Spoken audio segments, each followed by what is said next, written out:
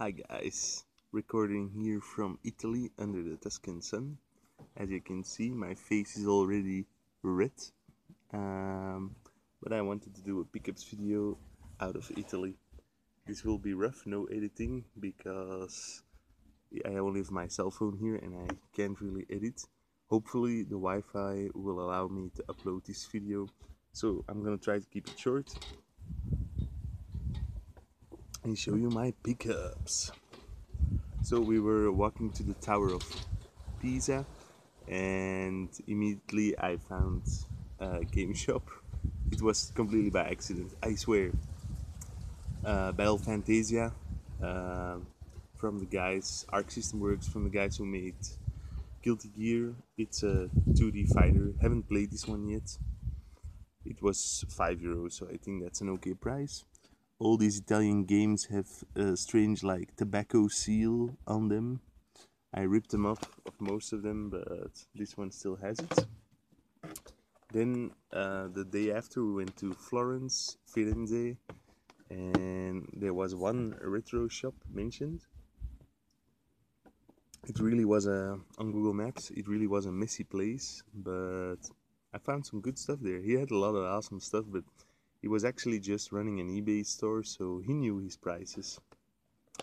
So first up, I got an American copy of Predator 2 for the Genesis. It's complete in box. He was asking 15 on this, which is quite nice. Here is his data. Somebody should care. In Belgium, this one mostly goes for 20, 25 or something, so I thought, 15, good price, I'll take it. And then I found two other games I've been looking for a long time. These prices sadly aren't so great, but because I didn't know their prices, I just bought them. But these are games I really want. He was asking 27 on the Immortal, which is also complete and in good condition. Which is, here the case is a bit broken, which is typical for EA boxes. The plastic is a bit weaker and it deteriorates easier over time. And then lastly, a game called Stormlord, which is actually a Japanese release of an American game. It's a side-scrolling platformer, and it's most famous because it has titties in it, and therefore it was banned by Sega of America. In the United States, it has like a third-party cartridge release, unlicensed in the beginning at least, but the Japanese version is completely licensed. So he was asking 30 on this one. So in total he wanted 72.5, and I haggled him down to 70, which is not awesome, but something is better than nothing, you know. And then the last shop I went to was in Arezzo, and I see a game is missing. One moment, I'll be right back. So I'm back. I got all the games now. There was a GameStop in Arezzo, right in the city center, so we were just visiting the town, so I couldn't not go there. And luckily I went there because, damn, they had some awesome stuff for me. There was a lot more I could have picked up for €200 at least, but my wife was there with me, so you know how it goes. Just some pickups that I really wanted. First up, I went to check out the PlayStation 2 games. This one is one I've been wanting for a very long time. Exaves on the PS2.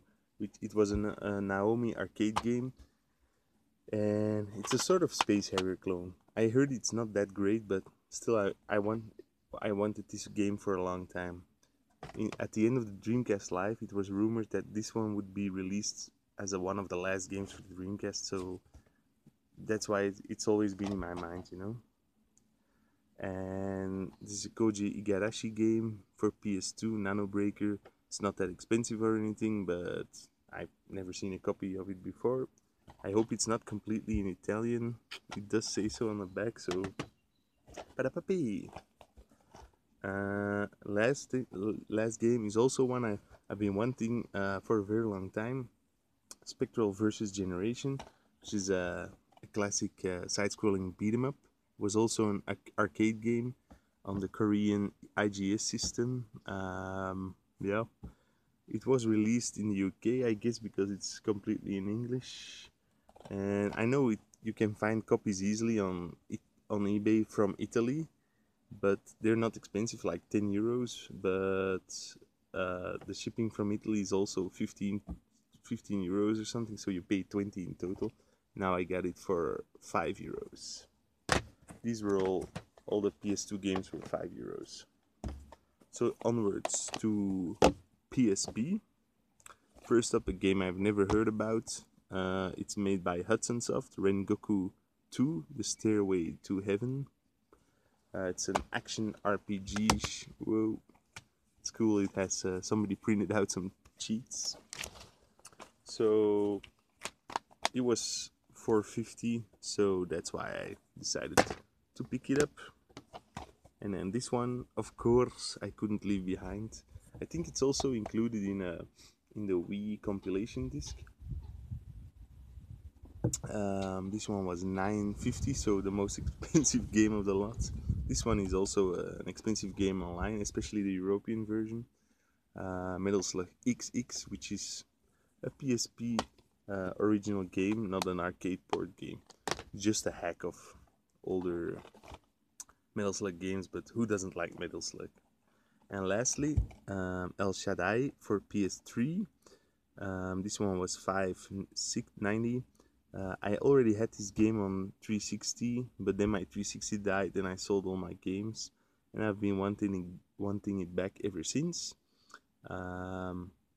It's a cool game. It's like a bit of a weird story about angels and bit based on Dante's Inferno, I think, but it's also a pretty cool action beat 'em up.